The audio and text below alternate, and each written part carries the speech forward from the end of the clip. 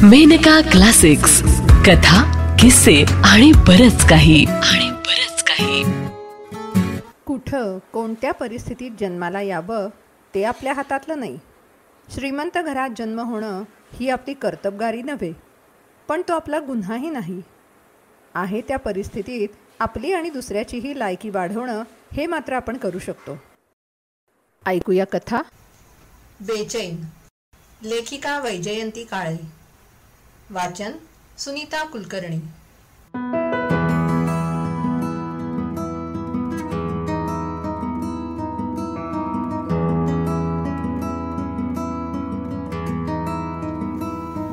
जाऊबाईंच्या फोनवरच्या गप्पा इतक्या लांबल्या की टेबलावर आणून ठेवलेला तयार चहा निघून गेला. त्या टेबलाशी परत आल्या तेव्हा त्यांची नणंद रंजना म्हणाली, सीमावहिनी, या काय फोनवरच्या गप्पा का व्याख्यान? आत्ता येते म्हणून गेलात, त्याला 15 मिनिटं झाली. चहा अगदी गारढोण झाला. अरे रे, सो सॉरी. आपल्याला बाई कडकडीत चहा लागतो. सीमावहिनी आपल्यामुळे चहा निवला याबद्दल किंचितही न ओशाळता म्हणाल्या, आता काय करणार? पटकन गरम करून आणू का? धाकट्या जावेने अनघाने विचारले. ई नको बाई, रंजनाने शहारे दिले. अनघा, तो गार चहा फेकून दे आणि नवा मस्त करायला सांग शांताबाईंना. अनघाने ती किटली आत नेली. शांताबाईंना नवा चहा करायला सांगून चहा तयार होईपर्यंत आंघोळीचे कपडे काढून ठेवावेत म्हणून ती तारेवरचे कपडे आणायला गेली. तो भांडी घासत बसलेल्या जानकीने चपापून तोंडाला लावलेली चहाची किटली गडबडीने खाली ठेवली. त्याबरोबर तिच्या मिटलेल्या तोंडातूनही थोडा तरी चहा सांडलाच. आपण जो चहा फेकून द्यायला सांगितला तो जानकी आधाशासारखी पीत होती हे बघून अनघाला कसे तरी वाटले. पण जानकीच्या पोटात तरी जो चहा गेला असता तो आपण तेथे गेल्यामुळे तिला पिता आला नाही. त्याने तिला ओशाळल्यासारखे झाले. ती चटकन तिथून दूर गेली. शांताबाईंनी पुन्हा चहा करून आणून दिला. गप्पा आणि बिस्किटांबरोबर त्याचा आस्वाद घेतल्यानंतर सीमाबाईंनी म्हणाल्या, अनघा, तू बाजारात जातेस का? घरातलं मी बघते. हो, जाईन की. काय काय आणायचं? अनघाने तत्परतेने विचारले. महिन्यापूर्वीच लग्न होऊन या घरात आलेली अनघा तेथे समरस होण्याचा मनपूर्वक प्रयत्न करत होती. त्यातून अनिरुद्ध तिथे नव्हते. नोकरीनिमित्त ते कलकत्त्याला गेले होते. ते नसताना आपल्यावर सासरी अधिक चांगले वागण्याची जबाबदारी येते हे तिने लक्षात ठेवले होते. आज रंजना माहेरी आली होती. तिला छोटीशी मेजवानी देऊन तिचं आतिथ्य करायचा सीमावहिनींचा बेत होता. फ्रूट सॅलडसाठी फळं आण, त्या सूचना देऊ लागल्या. त्यात घालायला क्रीमचा आणि चेरीचा डबा घेऊन ये. मोगऱ्याचे गजरे पण आण. अगं, माझी ही साडी घेऊन जा. तिला मॅचिंग ब्लाउज पीस तूच बघून आण. कुठल्या प्रकारचं कापड आणू? अनघाने तपशील विचारला. मस्त मॅचिंग जमलं पाहिजे. कापडाच्या किमतीकडे बघू नकोस, वंसबाईंनी बजावले. आणि येता येता नेल पॉलिशही आणायला सांगितले. सगळ्या सूचना आणि यादी घेऊन अनघा निघाली तेव्हा सीमाबाईंनी म्हणाल्या, अगं, छत्री घे आणि जानकीच्या मुलीला बरोबर ने. एक एक करताना फळांचं ओझं बरंच होतं. मी आणीन, अनघा संकोचाने म्हणाली. पण सीमावहिनींनी ऐकले नाही. त्या म्हणाल्या, अगं, आपण काही कष्ट करायची जरूर नाही. आपले नवरे एवढा पैसा मिळवतात तो कशाला? यावर काही बोलणं अनघाला शक्य नव्हतं. ती छत्री गॉगल घेऊन पायात चपला चढवून निघाली. 8-10 वर्षांची माणिक भल्या मोठ्या 2 पिशव्या घेऊन तिच्या मागून अनवाणी चालू लागली. मंडईच्या रस्त्याला नेहमीप्रमाणे खूप गर्दी गजबज होती. त्यातून वाट काढत अनघा जात होती. लग्न होईपर्यंत ती कधी मंडईत गेली नव्हती. तिचे वडील फळ बाजारातून फळे आणीत. आईचा एक ठरलेला भाजीवाला होता. तो घरी भाज्या आणून देत असे. त्यामुळे अनघाला मंडईत जाऊन भाज्या फळे आणण्याच्या कामात नाविन्याची गंमत वाटत होती. मंडईत जाऊन भाज्या घेतल्यावर ती मागल्या बाजूला फळांच्या बाजारात गेली.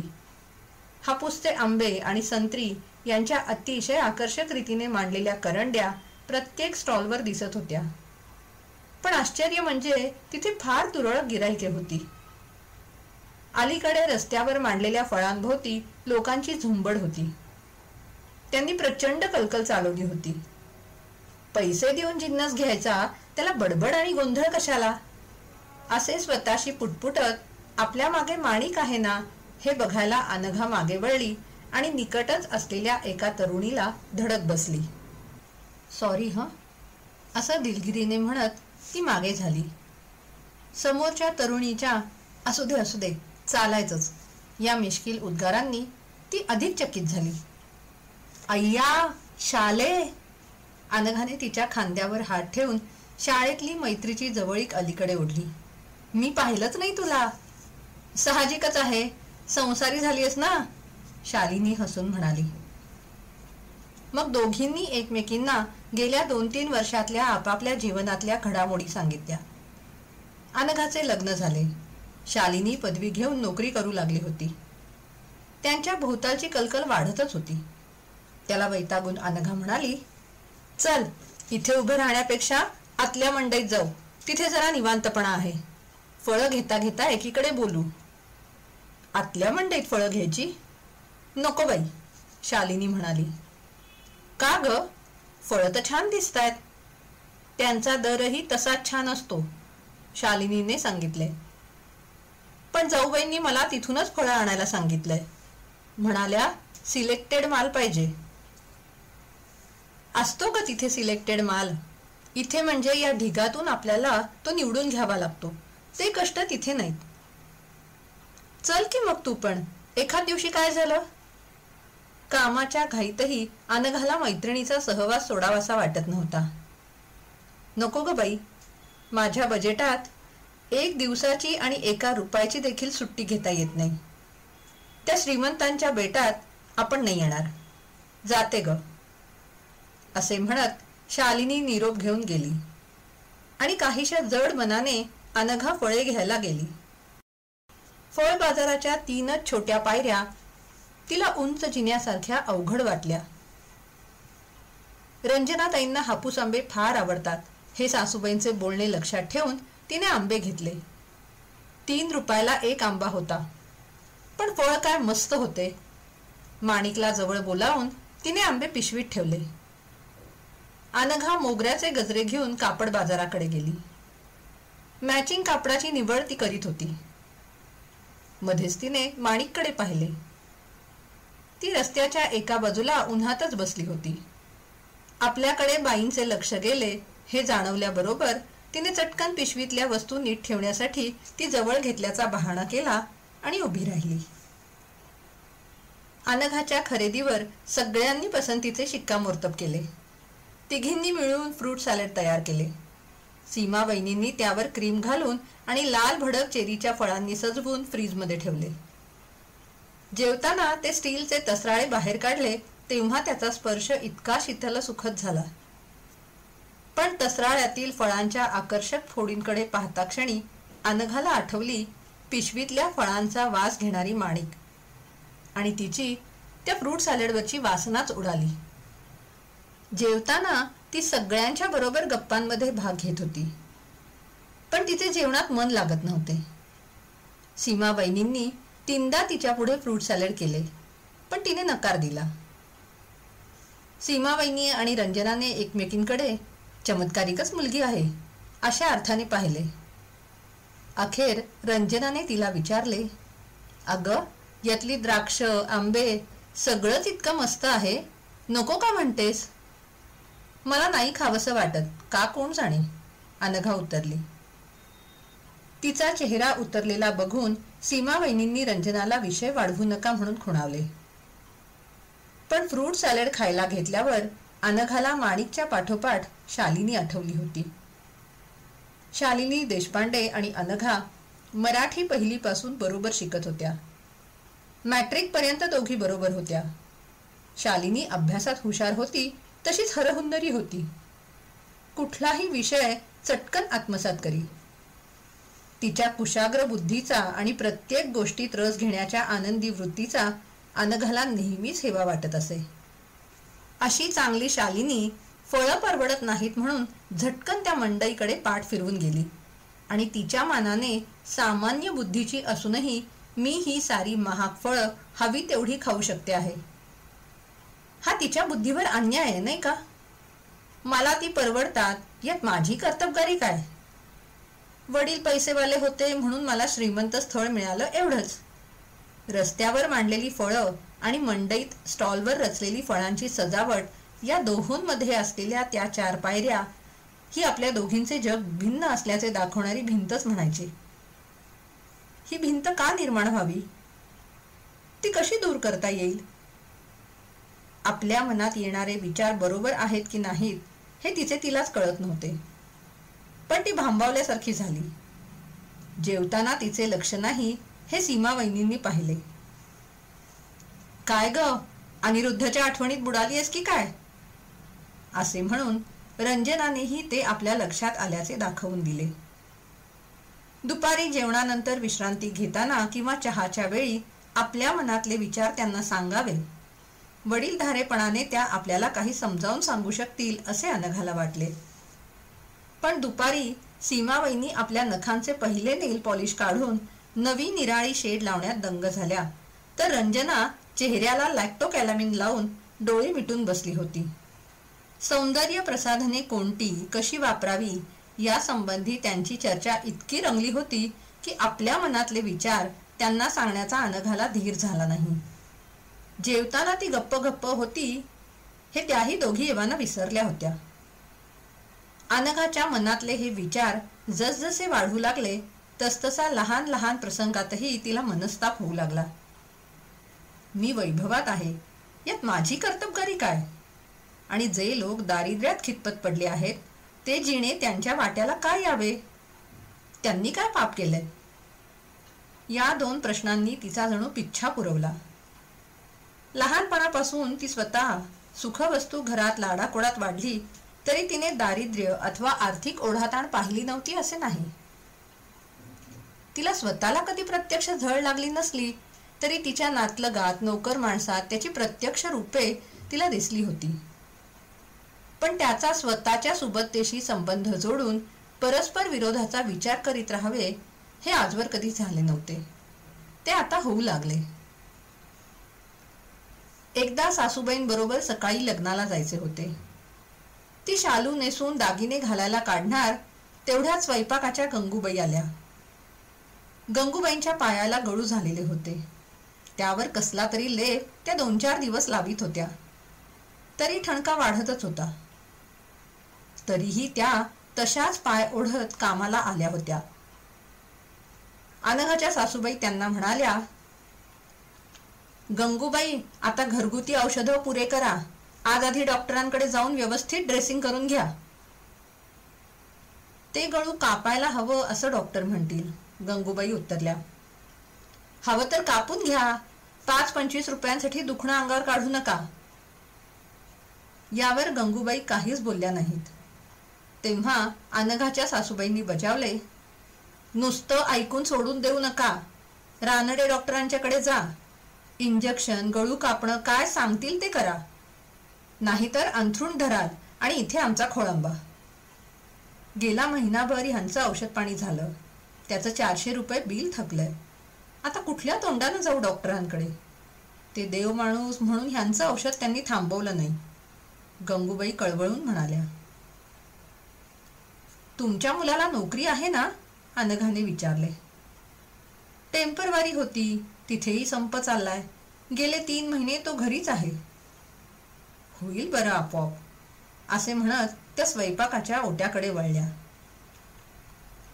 त्यांचे पोलके पाठीवर केवढे तरी फाटले होते आणि लुगड्यावरही जवळजवळ 10-12 इंचांची जाड शिवण दिसत होती. अनघाच्या अंगावर शहारे आले. गंगूबाईला आपण थोडे पैसे ॲडव्हान्स द्यायचे का? बाहेरच्या खोलीत सासूबाईंना तिने हळूच विचारले. आधीच 50 रुपये त्यांच्या अंगावर आहेत. यांच्या रडकथा जन्मात संपायच्या नाही, त्या तुच्छतेने उत्तरल्या आणि म्हणाल्या, तू तयार झालीस का? निघूया. हो चला, अनघा म्हणाली. अशीच? दागिने नको तुला? सीमा बघ कशी व्यवस्थित निघाली आहे. अनघाने सीमा वहिनींकडे पाहिले. त्यांनी संपूर्ण मेकअप केला होता. सेंटचा फवारा उडवून घेतला होता आणि बिंदीपासून सरी, कंठी, तोडे, वाकी, कंबरपट्टा आणि पायातल्या साखळ्यांपर्यंत एकूण एक दागिने चढवले होते. सीमा बघ या सासूबाईंच्या उद्गारांनी सीमा वहिनींच्या खुशीला पारावार राहिला नाही. त्यांचं सौंदर्य त्यांनी नखानखानं जपलं होतं. त्याला सजवण्याची, खुलवण्याची अपार धडपड त्या करीत असत. ती या क्षणी सार्थकी लागली होती. त्यांनी विलक्षण प्रौढीने हसून अनघाकडे पाहिले. पण त्यांच्याकडे पाहिल्यावर अनघाला मात्र कसे तरी वाटले. भोवतालची परिस्थिती आणि आपले जीवन यातील प्रचंड तफावतीचे पुन्हा दर्शन झाले. श्रीमंतीचे बेट हे शालिनीचे शब्द वेळोवेळी तिला आठवत असत तसेच आठवले. त्याबरोबर काहीसे निक्षून ती म्हणाली, मला नकोत दागिने. सासूबाई खूपच गरम झाल्या. लग्नाला जाऊन येईपर्यंत त्या अनघाशी एक शब्दही बोलल्या नाहीत. कार्यालय घरापासून फारसे लांब नव्हते. तरीही त्यांनी 2 रिक्षा ठरवल्या. अंगावर दागिने न घातलेल्या सुनेला बरोबर घेऊन लग्नाला चालत जायचे ही कल्पनाही त्यांना सहन होणार नव्हती. पण सासूबाईंनी आपली नाराजी इतकी स्पष्ट दाखवली त्यामुळे अनघाच्या मनात जे विचारांचे वादळ चालले होते ते काही कमी झाले नाही. उलट एकेका प्रसंगाने तिच्या मनातील आपल्या स्वास्थ्याबद्दल, सुबत्तेबद्दल काहीशी अपराधीपणाची, संकोचाचीच भावना वाढत गेली. असं का होतंय? यातून आपण कशी वाट काढावी हे मात्र तिला समजत नव्हते. एकदा घरातली सगळी मंडळी सारसबागेत गेली होती. अर्थात आईस्क्रीम, भेळ हा कार्यक्रम होताच. बागेत हिंडून पाय दुखायला लागले तेव्हा सगळेजण बाहेर भेळेच्या गाड्यांपाशी असलेल्या बाकावर बसले. संध्याकाळची थंड वेळ, सुरेख वारा वाहत होता. भोवताली खेळत असलेल्या मुलांच्या ललकार्या, हसणे यांचे आवाज, रंगीबेरंगी पोशाखातील स्त्री पुरुषांची आकर्षक, उत्साही वर्दळ हे सारेच मन उल्हसित करणारे होते. कितीतरी दिवसांनी अनघा मनातून खुलली होती. थट्टा विनोदात मनापासून भाग घेत होती. वारा जोरदार सुटला होता. आपापली भेळे घट्ट धरून ठेवा, नाहीतर पळत जाऊन पकडावी लागेल, असे तिने सीमा वहिनींच्या राजूला सांगितले. तेव्हा त्या कल्पनेवर सगळे खूप हसले. पायाशी काहीतरी आहे असे वाटले म्हणून हसता हसता अनघाने खाली पाहिले आणि तिच्या तोंडातला घास बाहेर आला. 4-5 वर्षांची 2-3 भिकारी मुले भेळेच्या प्लेटमधून वाऱ्याने उडलेले चुरमुरे वेचून खात होती. एकेका चुरमुऱ्यासाठी एकमेकांना ढकलत होती. हातातला कागद भेळेसकट तसाच अनघाने खाली टाकला. तिने इकडे तिकडे पाहिले. सगळी माणसे मजेत हिंडत होती. तिला स्वतःचाच संताप आला. कितीतरी लोक इथे बसून भेळ खाऊन गेले. साऱ्यांच्या पायाशी अशीच ही भिकारी पोरे झुंबत होती. त्यांना कुणालाच हे खटकले नाही. त्या दारिद्र्याची किळस आली नाही, खंत वाटली नाही. नाही तर नाही, मग मला तरी हे का जाणवले, का वाईट वाटले? ज्यांच्यासाठी मी काहीही करू शकत नाही त्यांचे हे हिडीस दर्शन मला झाले तरी कशाला?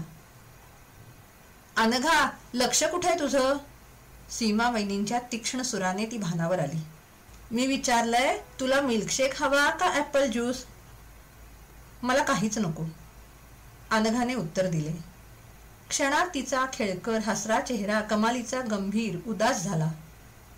सीमा वहिनींना काहीच कळेना. काय झालं ग? त्यांनी विचारले. ती भिकारी पोरं बघा, अनघाने दाखवले. ईश, त्याच्यात काय, तशी ती असायचीच, त्या उत्तरल्या. आपण लक्ष देऊ नये. आपण इथे मजा करायला आलो आहे, भिकाऱ्यांकडे बघायला नाही. अगं, पूर्वी तर लग्नाच्या मांडवात जेवणावळी चालायच्या आणि बाहेर फेकून दिलेल्या पत्रावळी चाटून खायला भिकाऱ्यांच्या झुंडी यायच्या.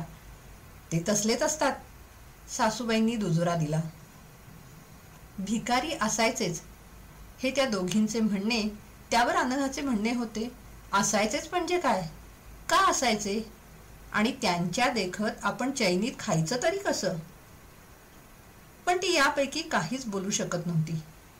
गुदमरल्यासारखी गप्प झाली होती. भोवतालची गरिबी आणि आपली श्रीमंती यातील ही तफावत अनघाला अधिकाधिक झपाटून टाकू लागली. तिचे रोजच्या जेवणा खाण्यातही लक्ष उडाले. तिचे हे दुःख सासरच्या मंडळींपैकी कोणीच समजावून घेण्याचा प्रयत्न केला नाही. फक्त सासूबाईंनी एका पत्रात अनिरुद्धला लिहिले, अनघा या घरात नाराजीने राहते आहे असे वाटते. भरल्या घरात सुनेने वैरागणीसारखे सुती पातळात दागिने न घालता राहावे, कसलीही हौसमौस करू नये, हे आम्हाला मात्र बरे वाटत नाही. लग्नानंतर थोड्या दिवसातच अनिरुद्धला कलकत्त्याला जावे लागले होते. लवकरच क्वार्टर्स मिळतील आणि अनघाला आपण घेऊन जाऊ अशी त्याची अपेक्षा होती. तिच्या सहवासाला तो आतुरला होता आणि नवा संसार मांडायला तिच्या इतकाच तो उत्सुक होता. तेव्हा अनघाची मनस्थिती कशी असेल याची त्याला कल्पना होती. पण आईच्या पत्रातील अनघाबद्दलची नाराजी वाचून तो बुचकळ्यात पडला. दर 4 दिवसांनी अनघाची त्याला पत्रे येत. त्यात फक्त प्रणयाचा मधुर शिडकावा असे. त्याच्या भेटीची उत्सुकता असे आणि संसाराची सुंदर स्वप्ने त्यात रंगवलेली असत. त्या स्वप्नांचे रंग अनिरुद्धच्या स्वप्नांशी मिळते जुळते होते. त्या अनेक पत्रांपैकी एकातही त्याला औदासिन्याची, वैराग्याची अथवा नाराजीची छटा जाणवली नव्हती. मग आईने असे का लिहावे? समक्ष जाऊन पहावे म्हणून तो रजा घेऊन पुण्याला आला. अनिरुद्धच्या दर्शनाने अनघाच्या चेहऱ्यावर जे गुलाब फुलले आणि डोळ्यात चंद्रज्योती झळकल्या, त्या प्रफुल्लित प्रकाशात अनिरुद्ध स्वतःला हरवून बसला. त्यामुळे तिच्या अंगावर साधे पातळ आहे आणि तिने एकही दागिना घातलेला नाही हे त्याच्या ध्यानातही आले नाही. कलकत्त्याहून येताना त्याने आई, बहीण, भाऊजय, अनघा या सगळ्यांसाठी साड्या आणि रसगुल्ले, संदेश अशी मिठाई आणली होती. या भेटीमुळे आणि अनिरुद्धच्या मनमोकळ्या गप्पांमुळे घर उजळलं. त्याने आणलेल्या साडीची घडी मोडल्यावर अनघाने बंगाली बायकांसारखा भांगात सिंदूर भरला. ते त्याला खूप आवडले. तो म्हणाला, आता अस्सल बंगाली पत्नी झालीस तू. त्याच्यासाठी आणखी एक करायला पाहिजे. त्याच्याकडे प्रेमभराने पाहत ती म्हणाली, काय? तुमच्या पायाची धूळ मस्तकी लावायला हवी. तिच्या मार्मिक उत्तरावर अनिरुद्ध खुश झाला. आईने पत्रात कळवलेली अनघाची उदासीनता तो आल्यापासून शोधत होता. तिचा मागमूसही त्याला दिसत नव्हता. पण रात्री अचानक त्याचे दर्शन झाले. त्याला आवडतात तसे मसाल्याच्या दुधाचे 2 मग घेऊन अनघा वर आली तेव्हा अनिरुद्ध बाल्कनीत खुर्च्या टाकून बसला होता. इकडे आण, तो म्हणाला. नको बाई तिकडे, अनघा म्हणाली. आपण आताच बसू. ये ग, इथे मोकळ्यावर मस्त वाटतं. वारं झकास येतंय आणि चांदण्या किती छान दिसतायत इथून. अनिरुद्धच्या आवाजातून आनंद आणि उल्हास नुसता निथळत होता. आले असं म्हणत अनघा बाल्कनीत आली आणि कठड्याकडे पाठ करून खुर्चीवर बसली. हे ग काय? असंच बरं. मला नाही बघायचं बाल्कनीतून बाहेर, अनघा उतरली. शब्दात निक्षून बोलण्याचा जोर, पण क्षणात तिचा चेहरा कमालीचा खिन्न झाला. डोळ्यातील ज्योती मालवल्यासारख्या मंदावल्या होत्या. अनिरुद्ध बघत राहिला. आईने कळवले ते हेच. काही वेळ तो तिच्या उदास डोळ्यांकडे बघत राहिला. भानावर येऊन ती हसण्याचा प्रयत्न करीत म्हणाली, दूध घ्या ना, निवेल. अनु, काय झालं तुला? तू एकदम खिन्न का? इतकी सुरेख हवा, हे आकाशात लखलखणारे तारे, बागेतून येणारा सुगंध आणि जवळ तू. बस, मला तर वाटतं स्वर्ग इथेच आहे. तुला नाही वाटत? वाटतं, आणि तुम्ही असं माझ्याजवळ असलात म्हणजे तर माझ्या शरीरात आणि मनात जणू सुख लहरत जातं. पण अनघा थबकली. बोल बोल अनु, तुझं दुःख जाणून घ्यायला मी उत्सुक आहे. या घरात तुझं मन रमत नाही असं कोणी सांगितलं? अनुचा चेहरा भीतीने पांढरा फटक झाला. नाही हो, इथे मला काही कमी नाही, ती घाईघाईने उत्तरली. असं नाही अनघा, माझ्या समाधानासाठी काहीतरी बोलू नकोस. तू अनेकदा उदास असतेस, हौस मूस काहीच करत नाहीस असं आई म्हणत होती. का असं? खरं सांग. खरं सांगितलं तर तुम्हाला खरं वाटणार नाही. मला तुम्ही वेडी म्हणाल. मीही मनातले चमत्कारिक विचार काढून टाकण्याचे खूप प्रयत्न करते, पण जमत नाही. असं म्हणत अनघा उठली आणि खुर्ची फिरवून अनिरुद्धच्या शेजारी बसत म्हणाली, तुम्ही आकाशातले तारे बघ म्हणता. माझं लक्ष फक्त या खालच्या झोपडपट्टीकडे जातं. रात्री जेवून खाऊन वर यावं, टेप रेकॉर्डरवर छानसं गाणं लागावं आणि बाल्कनीत आलं की झोपडपट्टी दिसते. त्या दर्शनानंच माझ्या मनाला ठेचकाळल्यासारखं होतं. केवढं दैन्य, किती भयानक भांडणं आणि संसार सुखाच्या चिंध्या चिंध्या करणारं त्या स्त्री पुरुषांचं वागणं. ते जीवन आणि आपलं आयुष्य यात केवढी विसंगती आहे. तीही माणसंच आहेत, आपणही माणसंच आहोत. आपण आपल्या कष्टाचं खातो, तसंच तेही खूप काबाड कष्ट करीत असतात. मग असं का? आपली बाल्कनी इतक्या उंचावर आहे की तेथे त्यांच्या झोपडीतल्या चुलीतून निघणारा धूर देखील पोचत नाही. मी आरामात राहते आणि ती माणसं सदैव दुःख दारिद्र्यात पिचत असतात. त्यांचं जगणं बघून मला माझ्या ऐशारामाची शरम वाटते. अनिरुद्ध काहीच बोलला नाही. तेव्हा त्याच्याजवळ सरकून काकुळतीने अनघा म्हणाली, मी काहीतरीच बोलते असं वाटत असेल ना तुम्हाला? माझं मन विकृत झालंय का हो? छे ग, आपण ज्या समाजात राहतो त्याच्या संबंधी अशी जाणीव होणं यात विकृत ते काय? पण त्यामुळे तू उदास होऊन काय साधणार? तेच मला वाटतं.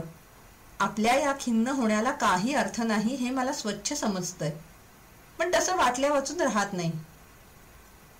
ती बोलत होती तोपर्यंत पुढे सरकून अनिरुद्धने कठड्याला रेलून झोपडपट्टीचे निरीक्षण केले. तो म्हणाला, एवढ्यात इथल्या झोपड्या वाढल्या आहेत का ग? आपला बंगला नवीन होता तेव्हा भोवतालचा हा सबंध पट्टा मोकळा होता. पावसाळ्यात हिरवागार सुरेख दिसायचा. आता कुठे हिरवं राहिलंच नाही. नाही ना, गेल्या 4 महिन्यात तुम्ही इथे नव्हतात, त्यामुळे रात्री वर आले की मी एकटी केव्हाची बघत असते. अक्षरशः रोज रात्री झोपड्यांची संख्या वाढत चालली आहे. एखाद्या हरणाला अजगरानं विळखा घालावा तशी ही झोपडपट्टी आपल्या बंगल्याला आवळत चालली आहे असं मला वाटतं. अर्थात त्यांना अजगर म्हणण्याचा मला काय अधिकार आहे म्हणा, पण समाजात असे सर्व थरातले लोक असणारच. त्यांना आपण उदास होऊन काय साधणार? सगळ्यांची बुद्धीची पातळी सारखी नसते, तशी साऱ्यांची आर्थिक पातळीही सारखी नसणार. ज्याची जशी लायकी असेल ते त्याला मिळणार. हेच लॉजिक मनात आलं की मला माझ्या श्रीमंतीची लाज वाटते.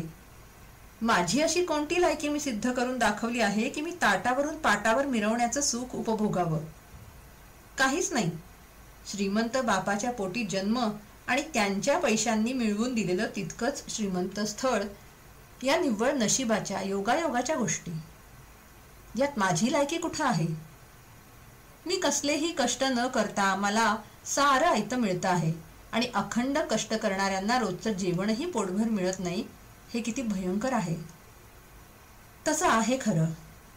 अनिरुद्ध सुस्कारा टाकून म्हणाला, इथे तुला इतकं वाटतंय, याच्या हजारो पट आर्थिक विषमता कलकत्त्यात तुला दिसेल. पुण्याची निदान हवा तरी चांगली आहे आणि येथली लोकसंख्याही बेताची आहे. कलकत्त्याची भिकार हवा, अफाट लोकवस्ती, असंख्य झोपडपट्ट्या आणि दुसरीकडे जुन्या संस्थानी ऐश्वर्यालाही लाजवतील असे धनाढ्य व्यापाऱ्यांचे प्रासाद बघून मन सुन्न होतं. ती भयानक तफावत बघून उबग येतो. वाटतं ना तुम्हालाही तसंच? अनिरुद्धच्या आणखीन जवळ सरकून त्याच्या खांद्यावर हात ठेवीत अनघाने विचारले. म्हणजे मीच काहीतरी विचार करते असं नाही. तुझ्या मनात येतात ते विचार कुठल्याही सुबुद्ध माणसाच्या मनात येतील. त्यात लपवण्यासारखं काय आहे? ते तू आईला, सीमावहिनीला किंवा रंजनाला का सांगितले नाहीस? तुझ्या खिन्नपणाचा अर्थ त्यांनी कसा लावायचा? अनिरुद्धने विचारले. आपल्या तऱ्हेवाईक वागण्याची तक्रार सासूबाईंनी केली आहे हे अनघाने ओळखले. ती काही वेळ गप्प बसून म्हणाली, तसं सांगण्याचा मी 1-2दा प्रयत्न केला, पण सीमावहिनी आणि रंजना म्हणाल्या, कुठले कोण भिकारडे, त्यांच्यासाठी आपण कशाला डोक्याला त्रास करून घ्यायचा. त्या म्हणाल्या, एखाद्या नाटकात दुःखाचे सीन असले तर आम्ही ते नाटक सुद्धा बघायला जात नाही. आम्ही म्हणे फक्त विनोदी नाटकं बघतो. आम्हाला आयुष्यात मस्त मजा करायची आहे. त्या दोघी पेपर सुद्धा फारशा वाचत नाहीत. त्यांना माझ्या विचारांमध्ये काहीही इंटरेस्ट नाही. त्यांचं जाऊ दे, पण तुझ्या वाट्याला जी श्रीमंती, जे सुखवस्तू जीवन आलं आहे, त्यांचा आस्वाद न घेण्यानं तू काय साधणार. मी मुद्दाम त्यापासून लांब राहते असं नाही, पण शेजारी कुणीतरी खूप आजारी असल्यावर आपल्याला काही सुचत नाही, तसं माझं झालंय. ती अडचण तात्पुरती असते. आपल्या आसपासचं हे दारिद्र्य आपल्याला जन्मभर पुरून राहणार आहे. मग त्यांना आपण काहीही मदत करू शकणार नाही. असं वाटतं हे दरिद्री लोक आपली श्रीमंती दुरून बघतात. ते आपला द्वेष करत असतील. कधीतरी चवताळून ते आपल्या अंगावर येतील. त्याआधी आपण त्यांना काही देऊ शकणार नाही का. मी जन्मभर मिळवत राहीन ते सारं जरी अर्पण केलं तरी या अफाट दारिद्र्याच्या वाळवंटात ते एखाद्या थेंबासारखं विरून जाईल. पुन्हा ते दारिद्र्य त्यांच्या अक्राळ विक्राळ स्वरूपात कायमच राहील. तरी सुद्धा अनघा, तुला जर वाटत असलं की गरिबांच्या सेवेसाठी जीवन वाहून घ्यावं तर मी तुला परवानगी देईन. त्यात तू सुखी होशील, करशील ते कार्य आयुष्यभर. अनघाने अनिरुद्धकडे पाहिले. त्याच्या डोळ्यात तिच्याविषयीची आत्मीयता होती. तसाच त्याच्या शब्दातला प्रामाणिकपणाही त्यात प्रतीत होत होता. तिला त्याच्याविषयी अपार आदर वाटला. केवढं मोठं मन आहे तुमचं. पण मी एवढा मोठा निर्णय घेऊ शकेन? आयुष्यभर मी त्यांच्या सेवेत एकटी राहू शकेन?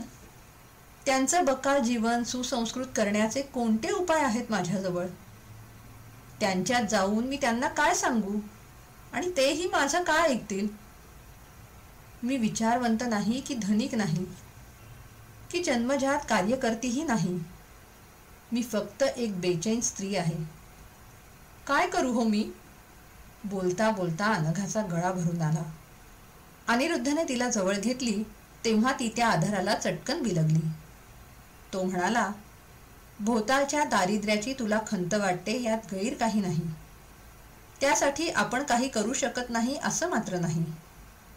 आपण आपल्या परीनं जमेल तेवढी मदत करू. तू म्हणतेस ते खरं आहे. समाजकार्य, झोपडपट्ट्यांचा उद्धार, कल्याण योजना या साऱ्या गोष्टी उपऱ्या वाटतात, कारण त्या अगदी अपुऱ्या असतात. पण कुठेतरी सुरुवात तर आहे. योग्य दिशेने आपल्या कुवतीप्रमाणे आपण मदत करत राहायचं. आज आपण श्रीमंत झालो तसे उद्या तेही होतील. तुझा दुसरा प्रश्न, ही श्रीमंती उपभोगण्याची तुझी लायकी आहे की नाही, या प्रश्नाला मात्र मी देखील उत्तर देऊ शकणार नाही. कुठे जन्म यावा, कोणत्या परिस्थितीत यावा हे आपल्या हातात नाही. श्रीमंत घरात जन्माला येणं ही आपली कर्तबगारी नाही खरी, तसाच तो गुन्हाही नाही. त्याबद्दल ओशाळ वाटण्याचं कारण नाही. सीमावहिनी करते तसं तू श्रीमंतीचं प्रदर्शन करू नकोस, पण ती चांगली वापर. आपल्या हातात आहे त्या परिस्थितीचा उपयोग करून घेऊन आपली आणि दुसऱ्यांची लायकी वाढवायची, हे तुला करता येईल. ते तू करशील? करीन, अनघा मनपूर्वक उत्तरली. तसं करायला लागलीस म्हणजे काय होईल सांगू? तिच्याकडे हसून बघत अनिरुद्ध म्हणाला. म्हणजे गलिच्छ झोपडपट्टी बरोबर या वरच्या लखलखत्या ताऱ्यांकडेही तुझं लक्ष जायला लागेल. आता आपण ऐकलीत वैजयंती काळे लिखित सुनीता कुलकर्णी यांच्या आवाजात बेचैन ही कथा. फेब्रुवारी 1981च्या माहेर मासिकात पहिल्यांदा प्रकाशित झाली होती. ही मेनका प्रकाशनाची निर्मिती असून साऊंड्स ग्रेड्सची 2025ची प्रस्तुती आहे.